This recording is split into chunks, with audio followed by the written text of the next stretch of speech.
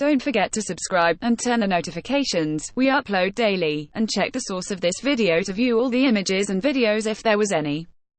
After months of nail-biting anticipation, U.S. President Donald Trump held an historic meeting with North Korean leader Kim Jong-un. The city-state of Singapore, a mercantile nation that has maintained robust ties with both sides throughout the years, hosted the two leaders at the luxurious Capella Hotel on Sentosa Island. Singapore spent close to $15 million to cover the North Korean leaders' accommodation, logistics of the meetings, as well as overall security for the two world leaders. International sanctions made it difficult for Kim to cover his overseas accommodation. China, a close ally of North Korea, provided transportation logistics by offering an Air China plane, a retrofitted Boeing 747-4J6, for the 3,000-mile trip from Pyongyang to Singapore. Kim's official carrier, a 4 decades-old Soviet-made Ilyushin Il-62 dubbed Air Force One, was deemed unfit for the voyage. Thousands of journalists flocked to Singapore to cover the historic summit. But despite all these grand preparations and despite all the big expectations, the outcome of the summit proved largely disappointing. The U.S.-North Korea joint declaration was a broadly generic document, containing no tangible compromise between the two sides.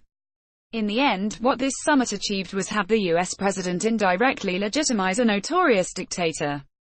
Much ado about nothing. Both men were desperate for this meeting, Trump perhaps even more so. The U.S. president wanted to score his first major foreign policy achievement. His tenure in office, so far, has been marked by growing tensions with neighbors and allies as well as a massive collapse in U.S. global influence. He recently faced a barrage of criticisms over his trade policy, including the imposition of punitive tariffs on the U.S. top trading partners, proposal for readmission of Russia to the G7, the abrupt withdrawal from the Iranian nuclear deal earlier this year and reneging on the Paris Agreement on climate change last year. The North Korean leader, however, provided Trump a chance for diplomatic redemption, no matter how fleeting. Visibly pleased with his highly anticipated summit in Singapore, Trump reassuringly told Kim that they would have a tremendous relationship. The less enthused North Korean leader simply replied, "We're here, gladly, overcoming everything, to make this meeting happen."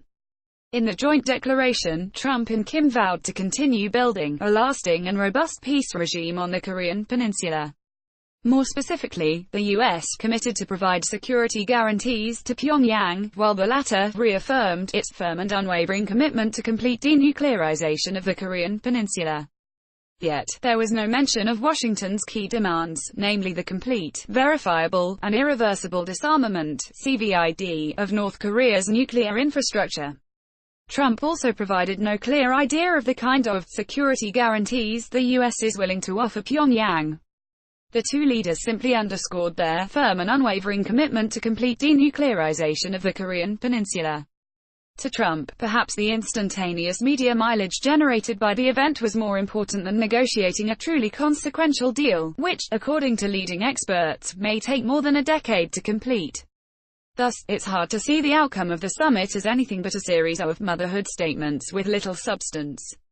The two leaders will likely have to conduct reciprocal visits to each other's capitals over the coming years before working out a final deal. The White House has indicated the possibility of multiple meetings between Trump and Kim, while diplomats and defense officials painfully hatch out the devil in the details of a final agreement. A victory for Kim Jong-un. While there was little substance in the summit declaration, Kim came out as the winner of this set of talks. He basked in global stardom and managed to enhance his regime's legitimacy by engaging in high-stakes diplomacy with the support of all major powers. Thus the summit undoubtedly helped the Korean regime partially lift the veil of its profound international isolation.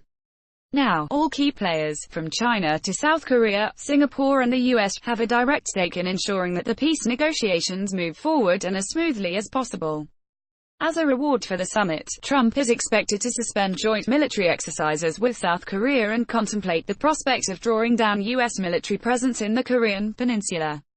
The announcement has provoked displeasure in Seoul, but it is music to the ears of the North Korean regime, which has managed to secure concessions from the U.S. without necessarily agreeing to a clear denuclearization plan. The summit was, in many ways, war by other means. With Trump constantly heaping praise on the North Korean leader and dangling the prospect of full normalization of bilateral ties, the reclusive regime is gradually and stealthily dispensing with its axis of evil, pariah status. There is even talk of a Nobel Peace Prize for Trump and Kim. As a result, the regime change agenda is definitively off the table for now. This could, over time, also weaken international resolve and the willingness of many nations, particularly outside the West, to implement international sanctions against North Korea.